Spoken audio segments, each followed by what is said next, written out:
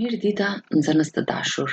Mirë se erdhët në klasa. Unë jam mësuesja Fatime Bexheti Durmishi, nga shkolla fillore komunale në Imprashëri, Tetov. Sot, për nxënësit e klasës së parë, do të realizojmë një orë mësimore nga lënda shkenca natyrore. Mësimi që sot do të mësojmë është pjesët e bimëve. Qëllimi i orës mësimore është të njohim dhe emërtojmë pjesët kryesore të bimës.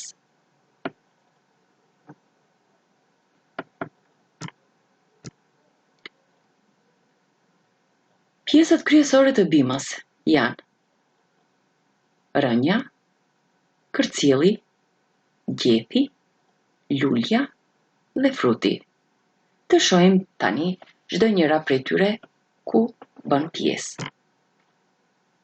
Rënja qen ka nën tokë.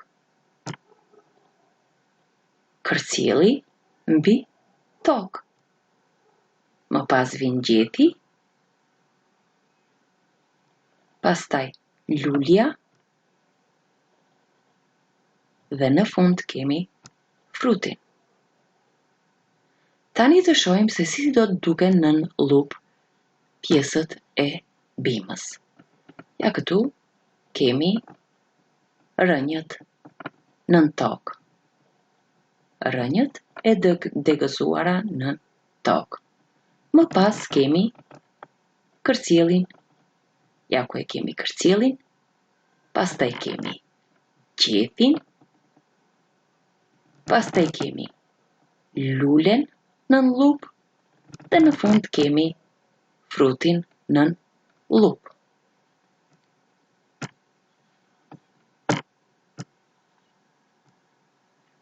Rënjët.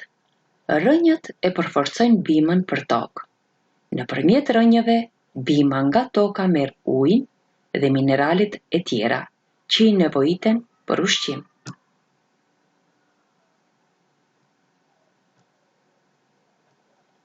Kërcjeli. Kërcjeli është pjesë e bimës mbi tokë, që e lidh rënjën me pjesët tjera të bimës dhe e përcjell ujin së bashku me minerale nëpër pjesët e tjera. Gjepi. Gjethet zakonisht kanë ngjyrë të gjelbër. Gjeti me ndihmën e dritës, ujit, ajrit dhe mineraleve krijon ushqimin për bimën, njerëzit dhe kafshët. Lulja. Lulja është pjesa më e bukur e bimës dhe shërben për shumimin e saj.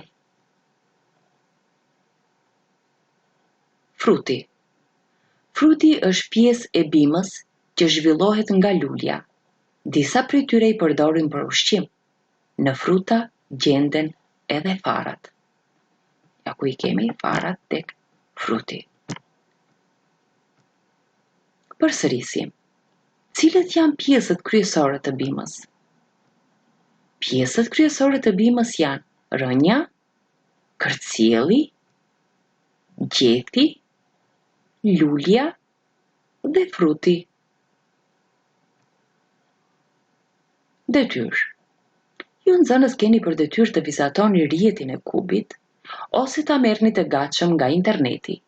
Më pas, në sipërfaqet e tyre të shkruani pjesët e bimës. Pastaj tek sipërfaqja tjetër do të shkruani rënja ose vetëm do t'i vizatoni rënjën, kërcjellin, gjepin, lulen dhe frutin. Më pas do të bëni prerjen e fletës për ta ndërtuar kubin. Nëpërmjet ngjitses dhe gërshërës juve do të ndërtoni kubin, që do të duket kështu. Më pas mund të luani në çift ose në grupe me kubin e ndërtuar me pjesët e bimëve.